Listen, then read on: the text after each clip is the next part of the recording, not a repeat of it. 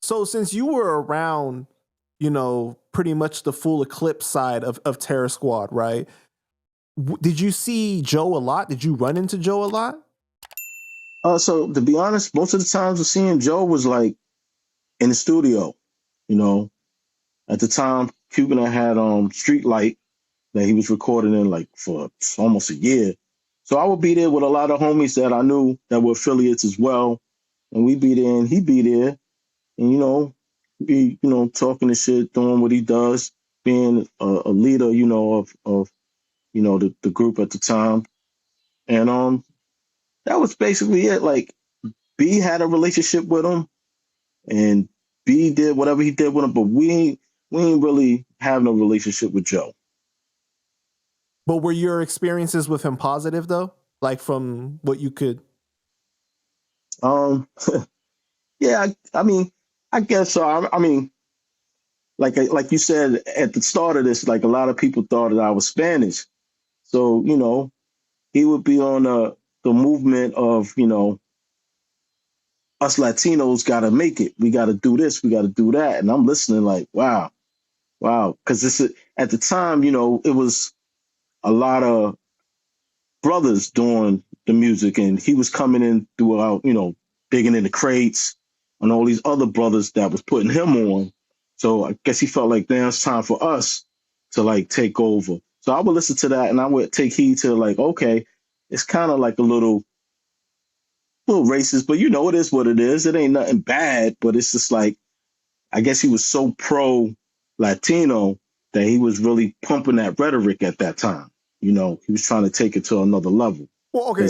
Pun was the first one. Let me play devil's advocate. Okay, so was it racist or was it just that like he was really proud and trying to put on the other side of it because there wasn't really any prominent, you know what I mean, and that within the culture? Well, I ain't going to downplay. I'm going to tell you straight up. He was on some like the Moyo's been doing this for years. It's time for us to come in.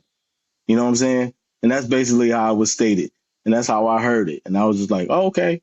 Yeah, I get it. It's pro. It's pro. But at the same time, it was a little bit of shade there. A little bit. But he got put on by black artists, though. It's what I was thinking the whole time I'm hearing that. But I'm saying to myself, who am I? I'm just here just listening. I'm just taking in what he's saying. I'm taking in because I'm in a room full of black Latin brothers that are all in the music industry. You got to understand that, too. I'm the only person there personally at the time that looked like I was. So I got in where I fit in. But here we go. That's the rhetoric that was pumped because he felt comfortable. He was in his own world at the time, too. Like, you're in a closed environment. You got your people that look up to you. And you got so some you people... can say what you really feel. Exactly. Kind of behind closed doors, but... But was like anybody black working for TS at that time? Or was it pretty much like... I mean, I guess Armageddon was, part of the crew, But he's Afro-Latino, right? Or is he full black? I'm not sure, but, I know he got black in him. I know that. Right. And outside of that, they was getting producers like Buck Wild and all different other type of people. But this is just how the industry works. It's not about somebody being part of the crew.